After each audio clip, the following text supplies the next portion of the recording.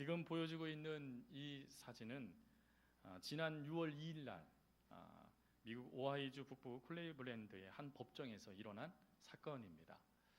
이 사건은 CNN 방송 기자가 이 사건을 우연찮게 촬영하게 되어졌고, 그리고 그것이 이제 미국 전역에 방송되게 되고 또 YTN에도 소개하게 되어져서 이 사건, 이 사진의 한 장의 의미가 많은 사람들에게 이게 회자되었습니다. 이 사건의 내용은 이렇습니다. 2013년도 클리블랜드에서 여성 3명이 잔인하게 살해당하게 되어졌습니다. 근데 그 살해를 했던 살인범이 바로 뒤에서 이 주황색 죄수복을 입고 있는 마이클 메디슨이라는 사람이었습니다. 이날 이 법정에서는 배심원들이 사형 선고를 한 거에 대한 판사가 선고 공판을 하는 날이었습니다. 선고 공판을 하기 전에 판사는 마지막으로 그 유가족들에게 이 죄인 메디슨에게 할 말을 한 1분씩 할 수 있는 기회를 주었습니다. 그때 한 가정씩 나와서 이 메디슨에게 이야기를 하는데, 오늘 이 파란색 하늘색 옷을 입은 남자 벤이라는 남성인데, 이 남성의 딸인 18살 딸이 이 살인범에 의해서 살해를 당했습니다. 그래서 이 살인범에게 이 벤은 그래도 하나님을 믿고 있기에 이 사람을 용서해야겠다라는 그런 믿음의 확신이 있어서 이 법정에서 이 사람을 향하여 이렇게 말합니다. 너는 우리에게 잊을 수 없는 상처를 입히고 내 아이를 앗아갔다. 그러나 이 어린 광대를 나는 마음속으로 용서할 것이다 라고 하며 그 슬픔과 분노를 억누르며 그 죄인에게 이야기합니다. 근데 문제는 무엇이냐면 이 메디슨이라는 이 살인범이 전혀 회개할 기미가 없이 오히려 씩 웃고 있었다라는 것입니다. 그래서 그 씩 웃는 모습을 보자 분이 폭발하게 되어져서 이 벤이라는 이 살해를 당했던 딸의 아버지가 그 분에 의해서 이 메디슨에게 달려들어 주먹을 날리려고 하는 찰나에 이 법정 경위가 제재하는 그런 모습입니다. 분명한 것은 이 벤은 이 메디슨을 그래도 용서하겠다라는 생각을 갖고 이곳에서 말을 하게 되어졌습니다. 하지만 곧 그 용서는 분노로 표출되게 되어졌죠. 여러분, 이런 모습들이 사실은 우리들에게도 나타나는 모습이기도 하죠. 근데 이런 모습과 전혀 정반대의 모습이 사실은 미국의 또 다른 법정에서 있었습니다. 미국에서 희대의 살인범이라고 하는 게리 리즈웨이라는 사람이 있습니다. 이 사람은 총 48명의 여성을 살인하였습니다. 그리고 그것이 밝혀지게 되어졌고 그 일로 인하여서 법정에서는 그에게 사형 선고를 하게 되어지는데, 이 리즈웨이가 무엇을 했냐면 자기의 죄를 인정을 하고, 그리고 이 살인했던 그 여성들을 매장했던 것을 알려줘서 그 모든 시체를 찾게 해주었습니다. 그래서 이 법원에서 뭘 결정을 했냐면 살인의 그 죄에 의해서 사형 선고를 내리지 않고 무기징역을 판결하게 되어지죠. 그 일들을 영상으로 준비한 것이 있습니다. 우리 잠깐 그 영상을 보고 말씀을 함께 나누겠습니다.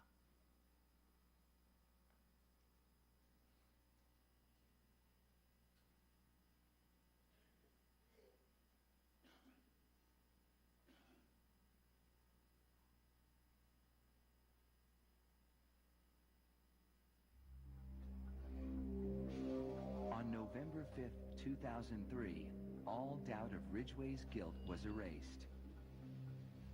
He pleaded guilty to the murders of 48 women. He'd made a deal to cooperate with the prosecution to provide more information on his victims and the whereabouts of their remains. In doing so, he avoided a trial and possible death penalty. Mr. Ridgway, how do you plead to the charge of aggravated murder in the first degree as charged in count 1 for the death of Wendy Lee Caulfield? Guilty. How do you plead to the charge of aggravated murder in the first degree as charged in count 2? Guilty. Guilty. Guilty. It's like he didn't have any remorse at all for what he had done. You know, he'd killed so many people, he didn't remember who they were, what they looked like. I just couldn't believe that somebody could kill all those people and not remember them. Neither could the angry relatives of his victims, who were invited to speak in court when Ridgway was sentenced to life without parole on December 18, 2003. You had said your memory, when it comes to all of the women you took, was gone. Our memory is not. In your words, you said that they didn't mean anything to you, but she meant everything to us. She was a mother, she was a wife, she was a sister, and we miss her. Gary Ridgway sat there stone-faced as victims' relatives damned him and mocked him. He's an animal. I wish for him to have a long, suffering, cruel death. He's gonna go to hell, and that's where he belongs. But then the emotionless facade finally cracked when the father of one of his victims appeared to surprise him with a dose of human kindness. Mr. Ridgway, there are people here that hate you. I'm not one of them. You've made it difficult to live up to what I believe, and that is what God says to do, and that's to forgive. You are forgiven, sir.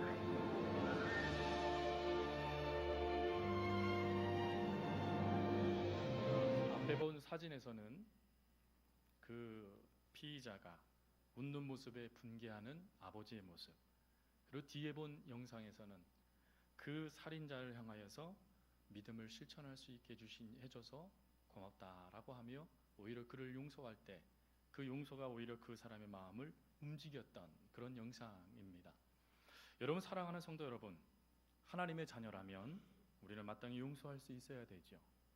즉, 죄는 미워하지만 연약한 사람들은 사랑하고 용서해 주어야만 합니다. 그 이유는 예수님께서 또 하나님께서 이미 우리를 용서해 주셨고 또 용서하시기 위하여서 십자가의 모든 고통을 겪어 주셨기 때문에 그렇습니다. 근데 문제는 무엇입니까? 용서가 그리 쉽지 않다라는 것입니다. 용서하고 싶어 하지만 실제로 용서했다라고 하지만 어느 순간에 나도 모르게 그것이 다시금 내 안에서 쏟아올라 내 마음을 상하게 만들고 또 다른 이에게 독을 날리는 그런 모습들이 우리에게 나타나기 때문에 그렇죠. 그래서 중세 최고의 수도사였던 코페르니쿠스의 묘비의 기도문이 사실은 저희들에게 도전이 됩니다. 그는 그의 묘비에다가 이 기도문을 적어놓으라고 명령을 했습니다. 그 기도문의 내용은 이렇습니다. 주님, 저는 바울에게 주신 큰 은혜를 바라지 않습니다. 베드로에게 주셨던 능력도 바라지 않습니다. 다만 주님 십자가 앞에 매달렸던 강도에게 주셨던 용서를 바랄 뿐입니다. 중요한 것은 최고의 수학자였고 최고의 수도했던 그조차도 용서라는 것이 나에게 이루어질 수 없다라는 것을 그는 자각했다라는 것입니다. 그래서 그 용서를 하나님 제발 좀 저에게 허락해 주십시오라고 기도하기를, 그리고 그 묘비를 보는 이들마다 하나님께 간구하기를 요청하고 있다라는 것이죠. 오늘 우리가 함께 보고 있는 말씀 주기도문, 다시 배우는 이 주기도문 6번째 시간은 바로 이 용서에 대한 하나님의 말씀입니다. 용서라는 이 단어는 헬라어로 아피에에미라는 단어입니다. 아피에에미라는 이 단어는 쫓아버리다, 또 가게 하다, 그리고 내어버리다라는 뜻이 있습니다. 그래서 이 용서라는 이 단어는 이렇게 해석됩니다. 우리 안에 우리를 잡아 실족해 하는 모든 사건을 멀리 내어버리는 것, 그리고 또한 이미 저질러진 기분 나쁜 일이 더 이상 나에게 집중되지 않도록 쏟아버리는 것, 이게 용서다라는 것입니다. 여러분 어떠십니까? 우리들은 감정의 동물 아닙니까? 감정의 동물이다 보니까 이성적으로는 알겠는데 감성적으로 무너지는 일들이 얼마나 많이 나타나느냐 하는 것이지요. 그런 면에서 오늘 주님께서 가르쳐 주신 이 기도, 우리가 우리에게 죄 지은 모든 사람을 용서하오니 우리의 죄도 사하여 주옵소서라는 이 기도는 사실 우리에게 주님께서 말씀하시는 아름다운 또 놀라운 의미가 담겨져 있는 기도다라는 것을 알게 되어집니다. 근데 여러분, 이 기도문을 읽다 보면 의문을 갖게 되어집니다. 아니, 질문을 하게 되어져요. 어떤 질문이냐면 이런 질문입니다. 용서함을 받음에 조건이 있다면, 그러니까 용서함 받기 위해서 무엇인가의 조건이 있다면 이거는 은혜일 것인가 율법일 것인가 하는 것입니다. 또 이미 우리는 용서함을 받은 자녀들인데 왜 우리는 날마다 주님께, 하나님께 우리의 죄를 용서해 달라고 기도해야 하는가 하는 것입니다. 여러분 어떠십니까? 용서는 은혜일까요? 아니면 조건이 달려져 있는 율법의 행위일까요? 뭐라고 생각하십니까? 은혜. 예. 자, 이제 이 질문을 살펴봅니다. 마태복음의 6장에 우리 주기도문이 있다라고, 병행 구절이 이 마태복음 6장에 있다라고 말씀을 드렸습니다. 마태복음의 6장은 참 놀라운 것은 무엇이냐면 주님께서 이 기도를 가르쳐 주시면서 이 기도의 의미가 무엇인지를 설명해 놓았습니다. 근데 그 마태복음 6장 14절부터 15절 말씀에 가보면 주님께서 이런 말씀을 합니다. 너희가 사람의 잘못을 용서하면 너희 하늘 아버지께서도 너희 잘못을 용서하거니와 너희가 사람들의 잘못을 용서하지 아니하면 너희 아버지께서도 너희 잘못을 용서하지 아니하시리라. 여러분 여기에 조건이 나옵니다. 그 조건이 무엇입니까? 내가 다른 사람을 용서하지 아니하면 너도 용서받지 못한다. 조건이 있습니까? 없습니까? 있지요. 아이고, 그럼 지금까지 우리는 조건 없이 용서함 받았다고 그랬는데, 아니 조건이 있다 그러면 여러분 이게 얼마나 이게 엄청난 일이겠습니까? 근데 이 조건이 사실은 우리가 해결할 수 없는 조건입니다. 왜 그렇습니까? 여러분 마태복음 18장에 가보면 형제 용서의 말씀이 나옵니다.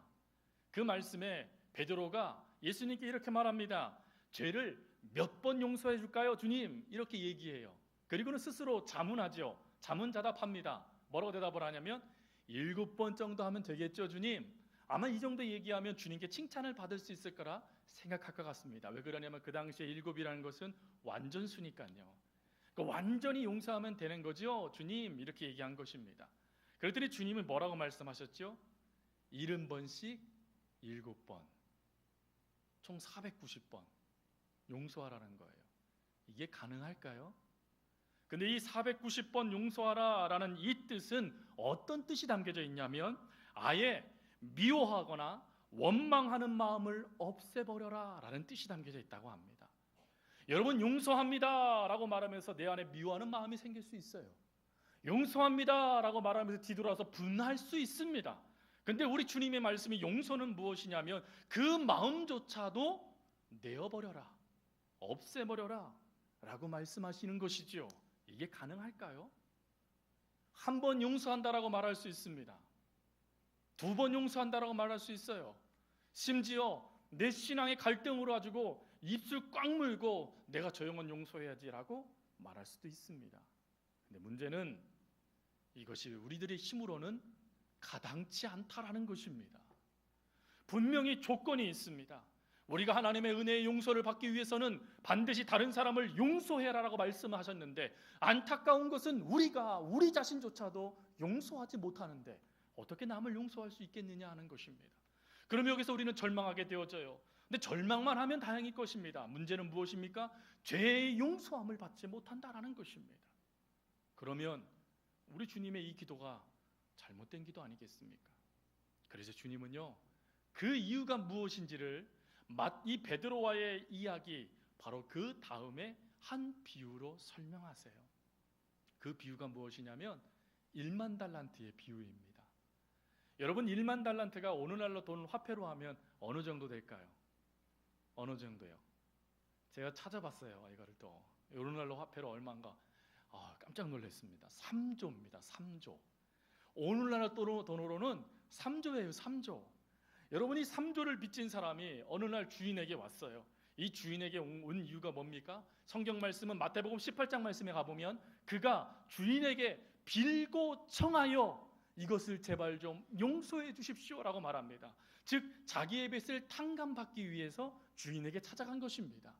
주인은 그 사람의 그 간청을 보고 불쌍히 여겨서 그 빚을 탕감해 주죠. 근데 문제는 무엇입니까? 그 다음에 이 사람이 나오면서 누굴 만나냐면 100데나리온 빚진 사람을 만나게 되어집니다. 여러분, 100데나리온은 오늘날 돈으로 따지면 500만 원이에요. 500만 원. 여러분, 3조 빚을 곰방 탕감 받았어요. 그냥 나오다가 500만 원 빚진 자를 보니까 이 사람이 어떻게 했습니까? 너 빨리 내 빚 갚아 하고, 그리고는 그 사람을 감옥에 가둬버려요. 그럴 때 그 주인이 그 소식을 듣고 그를 다시금 잡아와서 무엇라고 말씀합니까? 이 악한 종아라고 말씀하시면서 그 다음에 이렇게 말씀하십니다. 네가 빌기에 내가 네 빚을 전부 탕감해 주었거늘 내가 너를 불쌍히 여긴 것 같이 너도 내 동료를 불쌍히 여김이 마땅치 아니하냐라고 말씀하시면서 주님께서 이 말씀을 하신 이유를 설명합니다. 형제를 용서하지 아니하면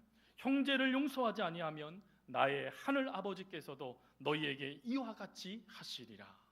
여러분, 여기서 중요한 말씀이 무엇입니까? 또 조건을 말하는 것인가요? 아닙니다. 여러분, 이 1만 달란트의 가장 중요한 비유의 모습은 무엇이냐면 바로 우리가 이런 1만 달란트의 빚을 탕감받은 존재라는 것입니다. 여러분, 3조의 빚을 졌다고 생각해 보십시오. 그게 우리가 갚을 수 있는 능력이 될까요? 3조의 빚을 내가 지었습니다. 그것을 내가 어느 시일까지, 기한까지 그것을 갚아야 된다라면 여러분 갚으실 수 있으시겠습니까? 불가능한 것이지요. 그런데 우리 주님께서, 우리 하나님께서 이런 불가능한 우리들의 모습을 용서의 모습으로 바꾸어 주셨다는 것입니다. 그래서 오늘 주님께서 가르쳐 주신 이 기도, 우리가 우리에게 잘못한 사람을 용서하니 우리 죄도 용서해 주십시오라는 이 기도는 하나님, 내가 하나님으로부터 이 3조의 엄청난 빚을 탕감받은 이 은혜를 기억하게 해 주십시오. 그리고 그 은혜를 기억하여 나에게 500만 원, 별것도 아닌 것 빚진 그 사람들, 근데 주님 것처럼 목숨 버리지 않고 그 사람을 용서할 수 있는 그 죄를 진 사람들도 용서할 수 있는 은혜를 주십시오 라는 기도의 내용이라는 것이죠. 여러분, 우리가 쉽게 잊어버리는 것들이 있습니다. 그것이 무엇이냐면 우리가 받은 빚의 값어치가 어느 정도 되는가 하는 것을 잊어버리는 것이에요. 그런데 성경은 분명히 우리에게 뭐라고 말씀하시냐면 너희는 3조의 빚을 탕감받은 존재들이다 라고 말씀하고 계시는 것입니다. 여러분, 3조라는 것은 우리가 평생 벌어도 벌 수 없는 금액이지요. 그런 엄청난 은혜를 우리에게 허락해 주셨어요. 그 은혜를, 근데 안타까운 것은 우리가 기억하지 못하는 것입니다. 또 안타까운 것은 그 은혜를 은혜로 받아들이지 못하는 것입니다. 나 같은 죄인 살리신 주 은혜 놀라와라고 찬송은 부르면서 그 은혜가 어느 정도 되는지에 대해서는 무감각한 것이 바로 우리들의 모습이라는 것이죠. 그래서 주님께서 이 기도를 가르쳐 주신 이유는 너는 기억하여라. 너가 바로 이런 존재였고 너가 바로 이렇게 은혜를 받은 자라는 것을 기억해라 라는 하나님의 은혜의 말씀인 것입니다. 여러분, 어느 분들도 이렇게 저에게 말씀할지 모르겠습니다. 아니 목사님, 제가 이제까지 받은 상처가 얼마나 큰데 목사님 그것도 모르시면서 어떻게 나에게 용서하라고 말씀하십니까? 목사님은 알기는 합니까? 내가 그것 때문에 밤낮을 잠도 못 자고 내가 얼마나 힘들어했는데요, 가족이 얼마나 힘들어했는데요, 아니 어떻게 용서하라고 말씀하십니까? 목사님은 아무것도 모릅니다. 예, 저는 아무것도 몰라요. 그러면 여러분, 목사인 제가 모르면 하나님도 모르실까요? 목사인 제가 모르면 하나님은 모르실까요? 여러분들이 무엇 때문에 힘들어하고 무엇 때문에 눈물 짓고 무엇 때문에 밤을 지새우고 무엇 때문에 그렇게 땅을 치고 가슴을 치고 후회하고 힘들어했던 것인지를 우리 주님이 모르실까요? 우리 주님은 아십니다. 우리 주님은 너무나 잘 아세요. 그 너무나 잘 아시는 하나님은 우리를 회복하기를 원하십니다. 그리고 다시 한번 자유함을 누리기를 원하세요. 그래서 오늘 이 기도는 무엇이냐면 내가 너를 자유해 줄 테니 너를 억눌렀던 그 모든 상처에서 너 자유할 수 있도록 나에게 구하여라 라는 기도의 내용이라는 것입니다. 여러분, 우리가 이 은혜를 기억하고 하나님의 놀라운 사랑을 우리가 경험하게 되어지면 어느 순간에 그 나에게 상처 줬던 이가 찾아와 용서를 구할 때 여러분, 우리가 이렇게 말할 수 있지 않을까요? 형제여, 나에게 고마워하지 마십시오. 내가 당신에게 베푼 것은 내가 주님께로 받은 것에 비하면 아무것도 아닙니다 라고 말이죠. 여러분, 기억해 주셨으면 좋겠어요. 하나님은 여러분들을 위해서 예수 그리스도의 십자가의 보혈을 마다하지 않으셨습니다. 그것을 예수님도 마다하지 않고 그 길을 걸어가셨어요. 이유는 무엇이라고요? 여러분들을 용서하시기 위해서. 그 은혜를 여러분들이 받으셨어요. 여러분들은 다른 사람을 위해서 피 흘리는 은혜는, 피 흘리는 모습은 없지 않습니까? 그 큰 모습들은 없지 않습니까? 단지 우리가 재산적으로 손해보고, 때로는 내 몸에 손해보고, 때로는 내 마음에 상처받아서 그것 때문에 힘들어하지만 용서 못할 죄가 없지는 않습니까? 우리 하나님은 우리에게 말씀하십니다. 내가 너에게 베푼 은혜를 기억하여 너도 남을 용서하여라. 여러분, 이게 하나님의 말씀이에요. 함께 고백해 볼까요? 나는 용서받은 죄인이며 용서해야 하는 죄인이다. 여러분, 우리는 죄인이에요. 아유, 목사님, 로마서 말씀에 우리는 의인이 됐다 그러는데 왜 죄인이라고 그러십니까? 여러분, 우리는 죄인이 맞습니다. 우리는 원래부터 죄인이었지요. 예수님께서 그 은혜의 피값으로 말미암아 우리가 의롭다 불림을 받았지요. 그걸 뭐라 그러지요? 칭의라고 합니다. 칭의의 신학적인 의미는 불림을 받다라는 뜻입니다. 의롭다 불림을 받은 거예요. 즉 우리들의 죄된 모습은 여전히 우리 가운데 있다라는 것입니다. 그러다 보니까 여러분들이 하나님을 섬기고 하나님을 따라가고 예배를 드리고 기도를 하고 말씀을 봐도 어느 순간에 나도 모르게 쓴뿌리들이 솟아나서 여러분들의 영육을 무너뜨리고 있지 않습니까? 그게 죄인의 모습이라는 거예요. 근데 은혜는 무엇입니까? 그 죄인을 향한 하나님의 용서가 한이 없다라는 것입니다. 그 죄인을 향한 하나님의 사랑이 한이 없다라는 것이에요. 그리고 하나님께서는 뭐라고 말씀하셨냐면 나에게 구하기만 하면 내가 너희의 죄를 용서하겠다라고 말씀해 주셨다라는 것입니다. 그러기에 주님은 너의 모습을 보고 좌절하여 무너져 있지 말고 너를 용서하시고자 작정하시는 하나님 앞에 기도하여라 라고 말씀하시는 것이죠. 그게 첫 번째 질문에 대한 답입니다. 두 번째 질문은 이렇습니다. 아니, 그렇다면 우리가 이미 은혜로 용서함을 받았는데 우리가 또다시 우리의 죄를 고백하고 용서함 받을 필요가 있는가 없는가 하는 질문이죠. 어떻게 생각하십니까? 용서함 받아야 될까요? 안 받아도 될까요? 대답이 또 없으세요. 받아야 되는 것 같기도 하고 안 받아야 되는 것 같기도 하고 그러십니까? 여러분, 요한복음 13장 10절 말씀에 가보면 예수님께서 이런 말씀을 하십니다. 이미 목욕한 자는 발밖에 씻을 필요가 없다라고 말씀을 하세요. 여러분, 우리는 예수 그리스도를 통하여서 이미 목욕한 사람들입니다. 용서함을 받은 사람들이에요. 그런데 문제는 무엇이냐면 이런 이야기를 먼저 드립니다. 이스라엘은 우리나라가 좀 다릅니다. 여러분, 제주도는 물이 풍성하잖아요. 그렇죠? 얼마나 복인지 몰라요. 근데 이스라엘은 물이 풍족하지 못합니다. 사막지대도 있습니다. 그것에 목욕을 한다는 것은 여간 어려운 것이 아니에요. 그러다 보니까 이 이스라엘 백성들이 목욕은 못하지만 반드시 닦아야 되는 것이 있었습니다. 그게 무엇이냐면 그 당시에 이 샌들을 신고 다녔으니까 발에 먼지와 때들이 가득한 것입니다. 그래서 발만큼은 반드시 씻어야만 했습니다. 그래서 우리 주님께서 말씀하신 게 바로 이런 내용입니다. 이미 우리는 예수 그리스도를 통하여서 모든 은혜 가운데 용서함을 받았습니다. 그러나 여러분들, 우리가 걷는 걸음들 가운데 더러운 것들이 묻어나잖아요. 우리들이 살아가면서 하나님의 의로움만 나타나나요? 우리가 살아가면서 하나님의 사랑의 소문만 나타나나요? 아니잖아요. 어느 순간에는 나도 모르게 죄를 짓고, 어느 순간 나도 모르게 내 마음에 분노를 품고, 어느 순간 나도 모르는 사이에 내 몸이 점점점 더러워지는 것들을 우리가 경험하고 있지 않습니까? 그래서 그 경험되어진 그 죄의 모습을 하나님 앞에 구하여 용서함을 받아라라는 뜻입니다. 여러분, 우리 주님은 여러분들과 저의 모든 죄를 용서해 주세요. 심지어 작은 것조차도 여러분들이 간구하여 구하면 하나님은 그 모든 것조차도 용서해 주시는 분이십니다. 그러므로 여러분, 다른 이단들이 이런 말하는 이단들도 있어요. 이미 우리는 예수님을 통하여 모든 죄가 용서함 받았으니 더 이상 죄를 고백할 필요가 없다. 그러나 예수님은 말씀하세요. 발은 씻어야 된다. 용서함을 받아야 된다는 것입니다. 여러분들의 모든 잘못을 하나님 앞에 구할 수 있기를 바랍니다. 구하여 용서함을 받을 수 있기를 바랍니다. 그것이 하나님께 주시는 말씀이에요. 여러분, 여기까지 하면 여러분 어떻습니까? 용서해야 되겠구나, 내가 용서하기 위해서 기도해야 되겠구나 라는 생각이 드시지 않습니까? 할렐루야. 안 드시니까 아멘이라도 빨리 해보셔야죠.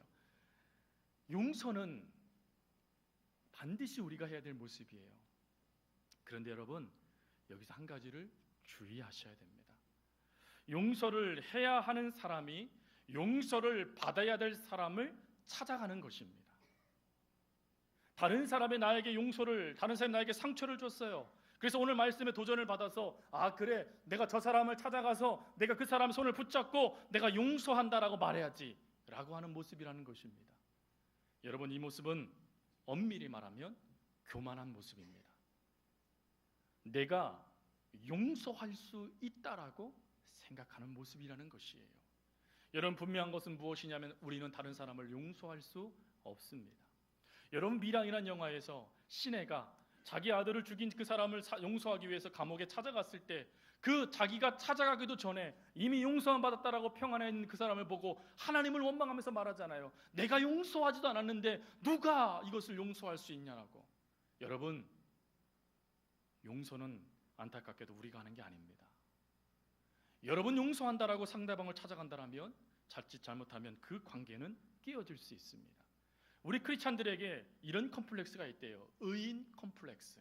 이게 뭐냐면 자기는 의로우니까 의로운 것을 이렇게 보여줘야 된다는 것입니다. 근데 이걸 성경은 뭐라 그러는지 아십니까? 교만이라고 합니다. 왜요? 하나님 없이 내가 할 수 있다라고 말하는 것이기에요. 성경은 용서는 하나님을 통하여 되어지는 것이다라고 말합니다. 즉 우리가 용서하기 위해서 하나님 나에게 상처 준 그 인간을 하나님 정말 벌 주세요 라고 말하기 이전에 하나님, 내가 그를 용서하지 못하는 마음이 있습니다. 하나님, 내 안에 그를 용서하지 못하는 굳은 마음과 같은 그런 거친 마음들이 내 안에 있습니다라는 것을 자각하는 것이 바로 이 기도의 내용이라는 것이지요. 근데 문제는 무엇이냐면 이것을 잘못 오도해서 내가 찾아가서 내가 너 용서할게, 내가 너 찾아가서 내가 너 용서해 주마라고 말하는 것이에요. 성경은 다르게 말합니다. 1만 달란트의 비유도 어떻게 돼 있냐면 주인이 이 사람을 찾아간 게 아니에요. 그 사람이 주인을 찾아옵니다. 주님도 마찬가지예요. 주님이 여러분들을 찾아가서 네가 나를 사랑해주면 내가 이제 용서해줄게라고 말씀하지 않으셨어요. 오히려 일방적으로 하나님의 뜻을 이루신 다음에 뭐라고 말씀하시냐면 너희는 구하여야 하리라 라고 말씀하셨어요. 즉 하나님께 구해야 하나님이 용서해 주신다는 것입니다. 여러분, 이것이 실제로 나타나는 게 바로 세리의 기도예요. 세리는 골방에 들어가서 가슴을 치며 하나님, 나는 죄인이에요 라고 울부짖고 하나님께 자기의 죄를 용서함을 구할 때 성경은 뭐라고 말하냐면 그가 죄사함을 받았다라고 말씀하신다는 것입니다. 여러분, 이 용서의 원리를 잊으시면 안 됩니다. 중요한 것은 오늘 우리는 준비되는 거예요. 뭘 준비합니까? 예전에 KBS에서 여러분들이 말씀드린 것 같아요. 용서라는 프로그램이 있었어요. 용서.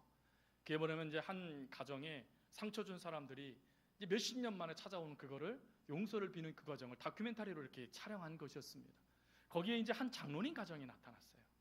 근데 여러분, 장로님 가정에 정말 그 같은 교회의 성도가 너무 정말 착하고 좋아서 그 성도들이 1억 이상을 빌려준 거예요. 옛날에 1억이면 얼마나 큰 돈입니까? 그걸 빌려줬는데 이걸 쏙 먹고 도망가 버린 거예요. 그 10년 뒤에 쫄딱 망해가지고 이 장로님을 찾아온 겁니다. 그럼 그 앞에 무릎을 꿇고 장로님 죄송해요, 제가 잘못했어요 라고 그 앞에서 우는 거예요. 막. 그러더니 장로님이 그 모습을 가만히 보고 가족들도 그 옆에서 가만히 보면서 그 아내 되신 권사님이 가끔은 쓴소리해요. 그러기에 왜 돈 갖고 도망갔어? 막 이런 얘기 하는데 장로님이 가만히 눈을 감고 계세요. 그리고 이렇게 말하세요. 내가 다 용서했어. 이 사람아, 성공하지 왜 이렇게 망해서 왔어? 그렇게 얘기하며 그 손을 잡는 거예요. 여러분, 이게 용서의 원리라는 거예요. 나의 가정에 너무나 중요한 것을 앗아간 그 사람을 내가 찾아가는 게 아니라 그 사람이 찾아왔을 때 끌어안고 내가 다 용서했어 라고 하는 것, 바로 그 상태가 되어지는 것. 그래서 여러분, 우리가 이때 하나님 앞에 이렇게 기도해야 되죠. 하나님, 나는 아무것도 아닙니다. 하나님, 전 은혜가 필요합니다. 하나님, 제발 좀 움직여주세요. 하나님, 제발 좀 저를 도와주세요. 하나님, 저희 돌처럼 굳어진 제 마음을 하나님 제발 좀 녹여주세요. 그래서 하나님, 용서를 구하여 오는 이들을 하나님의 그 사랑으로 끌어안고 용서하게 해주세요. 그게 우리의 기도가 되어야 된다는 것이에요. 오늘부터 우리는 이 용서의 기도를 다르게 할 수 있길 바랍니다. 오늘부터 우리는 기도를 할 때 다른 사람의 용서할 수 있는 내 마음이 준비되어질 수 있도록, 그래서 하나님께서 그 기회를 주었을 때 온전하게 그 관계가 회복되어져서 내 안에 있는 다른 어떠한 마음조차도 다 쏟아다 버리고 온전하게 용서하며 온전히 관계가 회복되어지는 은혜. 마치 여러분, 우리들이 죄 가운데 있다가 하나님의 마음을 아프게 하던 우리들이 예수님을 믿음으로 여전히 그 모든 죄를 청산하고 하나님께 왔지만 여전히 우리들의 죄로 인하여서 또 넘어질 때 하나님 그것에 내 마음에 담지 아니하시고 그때마다 다 밀어내어 버리시며 우리를 용서했던 그 사랑처럼 우리들도 그들을 사랑해 줘야 되는 것. 그렇게 하기 위해서는 하나님의 용서의 은혜가 우리 가운데 채워져야 된다는 것입니다. 하나님께서 우리에게 용서해 주신 그 은혜가 기억되어야 된다는 것입니다. 그리고 그 기억된 그 은혜를 가지고 하나님 앞에 기도해야 된다는 것입니다. 상처받으셨습니까? 기도하십시오. 상처받으셨습니까? 그 마음을 가지고 내가 이 상처를 해결할 수 있다라고 착각하지 마십시오. 하나님 앞에 아무것도 할 수 없음을 두 손 두 발 다 들고 인정하십시오. 그러면 하나님 역사하십니다. 하나님 반드시 그 관계를 회복시켜 줄 수 있도록 움직여 주실 것입니다. 그것이 바로 오늘 이 기도, 우리의 죄를 용서해 주십시오라는 이 기도의 내용입니다. 기도할 수 있길 바랍니다. 그리고 가득 채울 수 있길 바라요. 그리고 여러분들을 향하여 손을 내미는 이들을 손을 탁 쳐버리는 게 아니라 손뿐만 아닌 그 사람을 끌어안고 이 사람아 내가 용서했어. 성도님 제가 용서했어요. 하나님이 저를 용서해 주신 것에 비하면 이건 아무것도 아니네요 라고 고백할 수 있는 그런 온전한 그리스도인들이 되어줄 수 있기를 간절히 주님의 이름으로 부탁드립니다. 오늘 말씀을 의지해서 우리 나를 지으신 주님 이 찬양 하나님께 부르고, 우리 좀 전에 제가 고백드렸던 그 기도 내용 있잖아요. 하나님 은혜를 베풀어 주세요. 하나님 도와주세요. 돌처럼 굳어진 제 마음을 녹여주세요 라는 그 기도를 하나님께 드리겠습니다.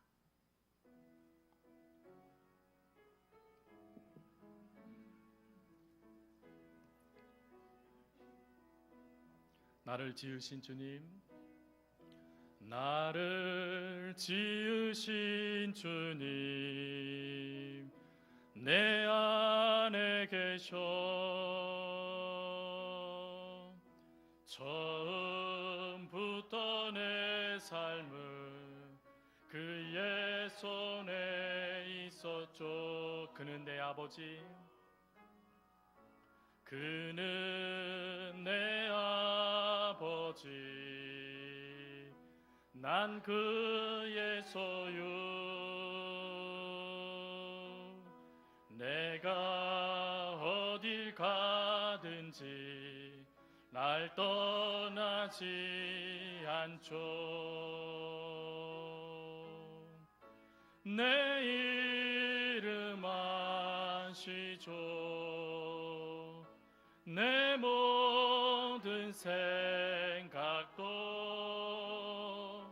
아바라 부를 때 그가 들으. 내 이름 아시지요. 내 모든 생각도. 내 이름 아시죠. 내 모든 생각도 아바라 부를 때 그가 들으시죠. 이 시간에 우리 기도할 때